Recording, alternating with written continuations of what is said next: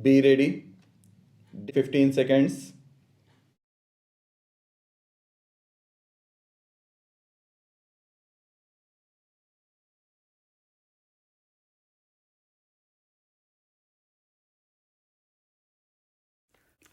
Mr. Vice Chairman, I rise to support the resolution moved by my learned friend for the appointment of a Judicial Reforms Commission. As mentioned in the resolution, sir, the purpose of this proposal is to ensure that our judicial and legal system becomes an effective instrument of social change and provides socio-economic justice to the underprivileged and the weaker sections of our society. Sir, it is a fact and it is also a pity that despite the lapse of 67 years since our independence and despite the appointment of a law commission, we have not yet been able to evolve a legal system, a judicial system suited to our needs, and we are still guided by and large by the British system of law. It was in the last century that four law commissions were appointed, and people like Macaulay and others were there to frame the laws for us, and these laws were basically meant for ruling the colonial people and meant for the colonial regime, and we are still being guided by these very laws. It is therefore very necessary that the entire laws of the country are looked into and a different system is evolved which will be suited to the needs of our country. Today, sir, ours is a socialist republic. The laws that we have enacted were originally those of the British, and they were not meant for a socialist republic. As I said earlier, they were meant for a British colony. But, sir, today the judicial system has to be an instrument of social change so that the society may be developed on the desired socialistic pattern. Otherwise, the very spirit of our constitution will be killed, and that is why it is felt necessary that a judicial reforms commission should be appointed to look into this very important matter.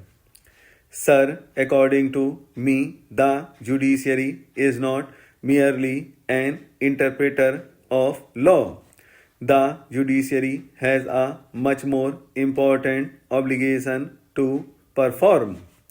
The judiciary in a democracy like ours is also the protector and the watchdog of the citizens' rights and privileges, and we find today that the judicial or the legal system as it stands today is entirely helpless. We cannot ensure justice for the common man, and we cannot do anything unless, of course, our people are in a position to understand their rights and privileges. They also have no means by which they can take this matter to a court of law for justice, and unless these two things are done, our courts will keep quiet, will just watch the exploitation of man by man in our country, and of course, like passive onlookers, they would be just doing their duty as a formality. That is why it is necessary that our legal system is suitably developed through intensive research in the field of law, so that the law is in a position to cater to the needs of the people. As I was saying, our present law is not in a position to cater to our present suffering and toiling masses and the weaker sections of society. Sir, it is a very happy thing, I should say, that when the Law Commission was first appointed by Parliament, it was agreed to by our first Prime Minister Pandit Jawaharlal Nehru in pursuance of or in reply to a non-official resolution which was tabled in the Lok Sabha today also. Sir, we are considering a non-official resolution tabled by my learned friend. It was in 1954 that non-official resolution was tabled in the Lok Sabha suggesting the appointment of a law commission, and our learned and great Prime Minister Pandit Jawaharlal Nehru agreed to that resolution in pursuance of which that law commission was ultimately appointed. It said that the law commission should be appointed with a view to realize that justice is simple, speedy, cheap, effective, and substantial. Now I would like to ask the law minister whether any of these things has been achieved since the setting up of the law commission. We have not been able to make justice speedy. We have not been able to make justice cheap. We have not been able to make justice effective, and we have not be able to make justice substantial. We have failed miserably in all these, and that is why today millions and millions of our countrymen who are not able to knock at the doors of justice on the temples of justice are not in a position to get social justice and economic justice.